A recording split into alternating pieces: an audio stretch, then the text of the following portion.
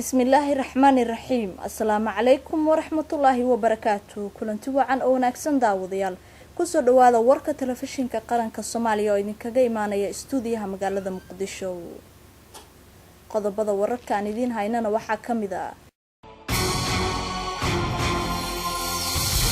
madaxweynaha Jamhuuriyadda Federaalka ah ee Soomaaliya Mudane Xasan Sheekh Maxamuud ayaa ra'iisul wasaaraha dalka maanta u magacaabay Mudane Cabdiweli Sheekh Axmed Maxamed kadib markii dhawaan mudanayaasha baarlamaanka Soomaaliya ay codka kalsoonida kala noqdeen ra'iisul wasaarihii hore Cabdi Faarax Shirdoon Saacid.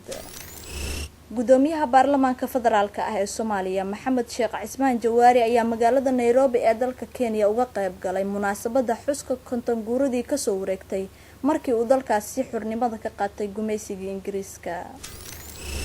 Golaha wasiirada xukuumadda federaalka ah ee Soomaaliya oo kulan ku yeeshay Muqdisho waxay isku raaceen xubinka noqoshada guddiga amniga iyo nabadgelyada midowga Afrika. Ku dhawaad 10 ruux ayaa ku geeriyootay tiro kalena waa ay ku dhaawacmeen kadib dagaal beeleedyo ka dhacay tuulada Kabxanley oo ka tirsan magaalada Beledweyne ee xarunta gobolka Hiiraan. Cutubyo isugu jira ciidamada Faransiiska iyo kuwa Afrikaanka ah ee ku sugan wadanka Jamhuuriyadda Afrikada Dhexe ayaa si aad u adkeeyay ammaanka wadooyinka waaweyn ee magaalada Bongi.